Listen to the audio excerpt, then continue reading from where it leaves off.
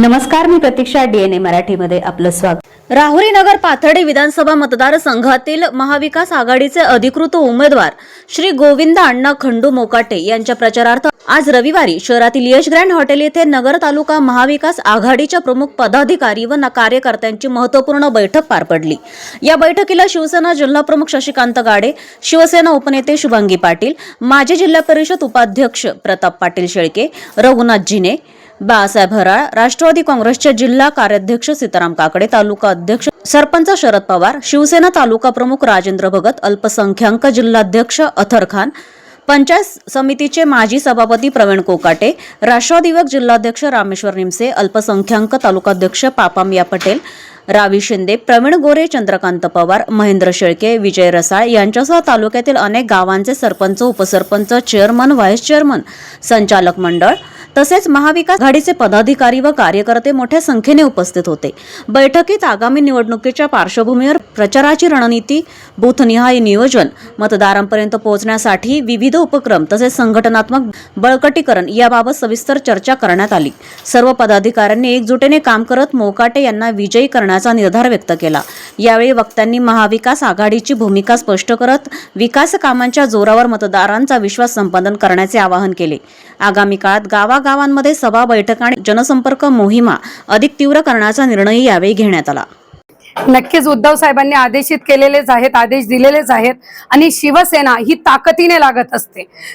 मातोश्री ही आमची पंढरी आहे आणि पंढरीच्या पांडुरंगाने जो आदेश दिला त्यावर आम्ही नक्कीच निश्चयाने पुढे जात असतो आणि आज आम्हाला सगळ्यांना गोविंद अण्णांच्या पाठीमागे आणि मुळातले शिवसैनिक असणारे, रक्तातच शिवसेना असणारे आमचे उमेदवार आहेत गोविंद अण्णा।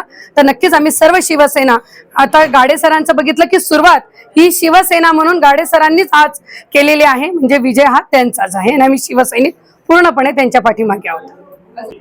पुढे उद्या तर रुद्रेश्वर मंदिरात नारळ फोडून प्रचाराचा शुभारंभ, खऱ्या अर्थाने 39 गाव पाथर्डी भागातले त्या भागात आम्ही प्रचार करणार आहोत।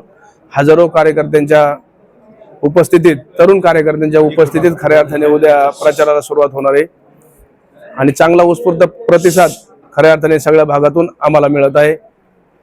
इथून मागच्या काळात त्यांनी निवडणुका जिंकल्या, पण ह्या निवडणुकीला वेगळं वळण लागलेलं आहे।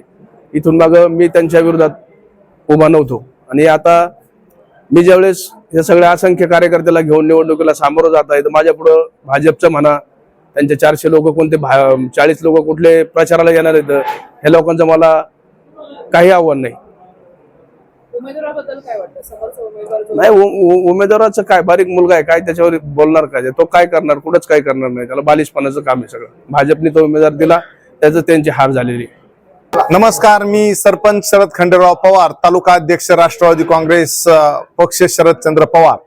आज खऱ्या अर्थाने नगर राहुरी पाथर्डी ह्या पोटनिवडणुकीच्या निमित्ताने नगर तालुका राष्ट्रवादी काँग्रेस पक्ष, शिवसेना आणि काँग्रेस या महाविकास आघाडीची बैठक झाली। खऱ्या अर्थाने तालुक्यातील सर्व प्रमुख पदाधिकारी, सर्व कार्यकर्त्यांनी या ठिकाणी गोविंदाचा गजर दिलेला आहे। म्हणजे निश्चितच येत्या या पोटनिवडणुकीमध्ये गोविंदांना मोकाटे हे मोठ्या मताधिक्याने सर्वसामान्य शेतकऱ्यांचे, कष्टकऱ्यांचे, या मावळ्यांचे प्रश्न सोडवण्यासाठी विधानसभेत जातील।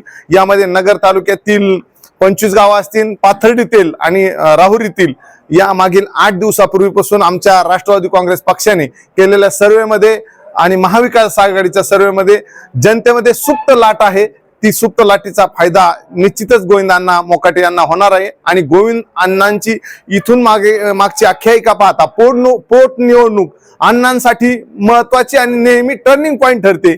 निश्चितच पूर्वी पंचायत समितीला 2009 ला अण्णा असेच पोटनिवडणुकीमधून त्यांचा नगर तालुक्याच्या राजकारणातून पुणे येथून उगम झाला आणि आता सुद्धा या पोटनिवडणुकीच्या माध्यमातून राज्यात निश्चितच गोविंद अण्णा मोठ्या मताधिक्याने जातील। जसे मुक्ता टिळक या पुण्याच्या आमदार या ठिकाणी त्यांचं निधन झालं आणि पोटनिवडणूक लागली आणि त्यामध्ये महाविकास आघाडीचे रवींद्र धंगेकर निवडून आले आणि एक जॉईंट किलर आमदार म्हणून त्या ठिकाणी संपूर्ण महाराष्ट्रात दिसले।